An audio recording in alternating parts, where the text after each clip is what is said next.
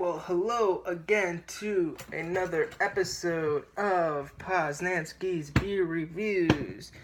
Today's beer is a re-review of a very famous beer.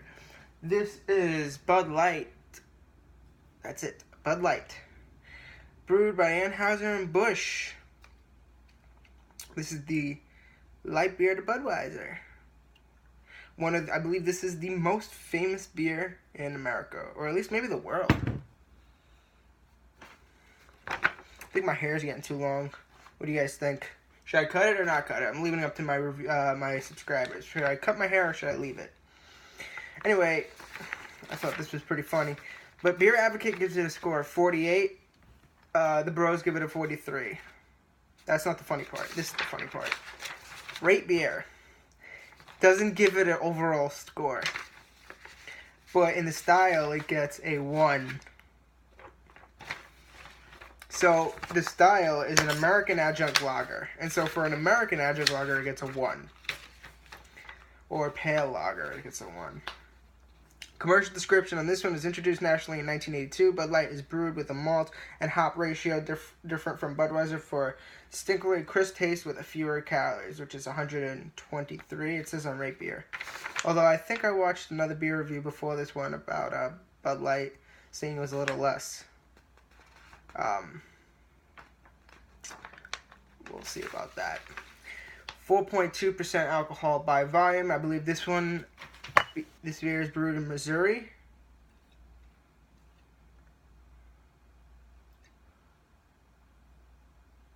Because I know they have one of their breweries there. But anyway. Twist cap. And they say the bottles with the twist caps are no good to home brewers. I mean, I can see where they're coming from, but that's not true, actually. Because when I brewed my first home beer, my home brew, I used a few of Michelob Ultra Twist Off cap, and you just basically, with the capper, you just got to keep going around it, and it worked out fine. Typical, what do you expect of an adjunct lager? Golden, crisp straw appearance, clear as a bright sunny day. I can see directly through this. It's just a little bit magnifying. I could see the elephants on the Delirium Tremens glass I'm using. I know all the hardcore beer guys of the craft beer is going to you're destroying that glass with the Bud Light because Bud Light sucks. But you're entitled to whatever you want to believe about beer. So yeah, crisp golden appearance. Had some head, but it is fading away quite quickly. Bright white. As I said, fading away.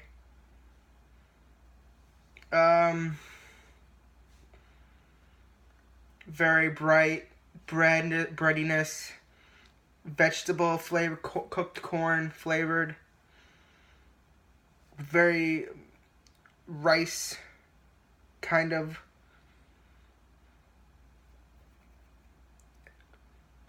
Almost tastes like smells like one of those rice patties. Go in for it. And I'm pretty thirsty, actually, so I might gobble this down quickly.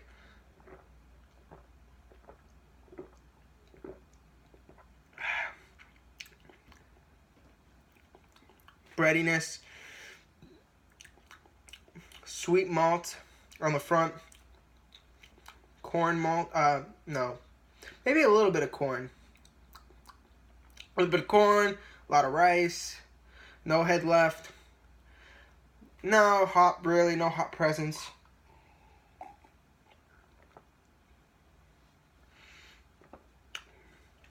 Tons and tons and tons and tons of carbonation.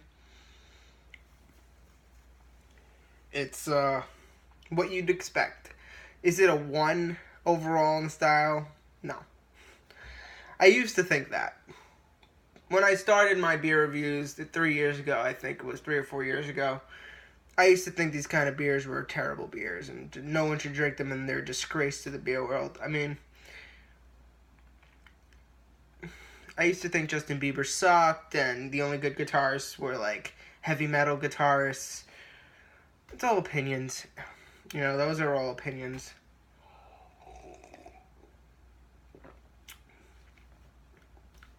I like this beer when I'm in the mood for this beer. If I'm not in the mood for this beer, I won't like this beer, you know? It's meant to be this.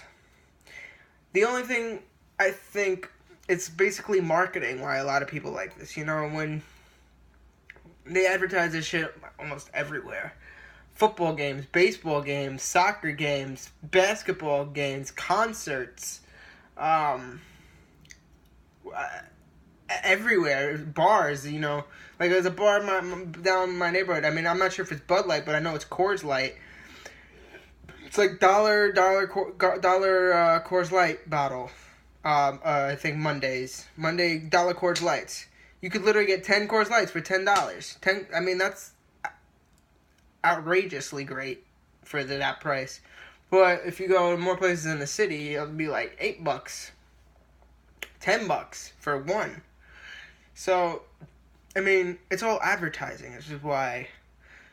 Which is why, and maybe in the more famous, like on the higher, like in the city, more people tend to go to the craft beers, because it's like $8 for it's like $8 for a Bud Light, but it's $10 for a Sierra Nevada. It's only a 2 price difference range. Where if you go here, a Sierra Nevada will be like $7, and the Bud Light is like $1, or Coors Light is like $1.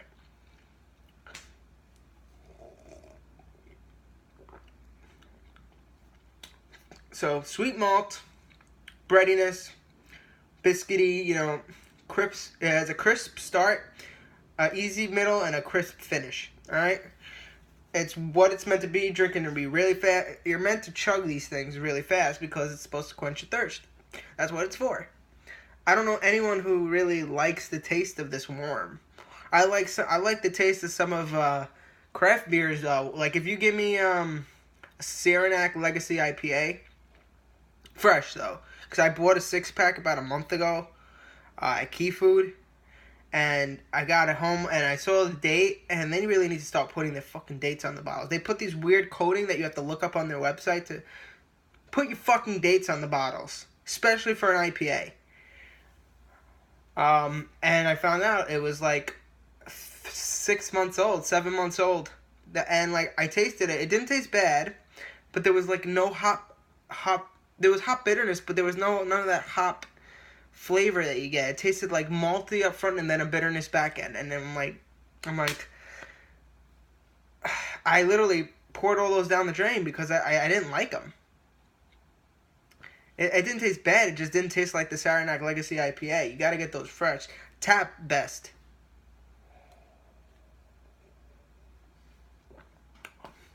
No hop presence, as I said. Very light in the alcohol, not feeling anything, any sort of alcohol, maybe a tiny bit of tipsiness in the stomach, but that's about it. It takes a while for these. I figured I'd do this because I had it laying around in my fridge. I'll do another Brooklyn, my next beer review. I have a Sriracha Ace, so stay tuned. Anyway, that's it for this review, guys. Let me know what you think of this beer down below. And, you know, don't judge, don't judge things. This is, you know, it's meant to be drinking the way it's meant to be drinking. You're not really not meant to, like, session these beers, like, sip it. You're meant to, like, chug it.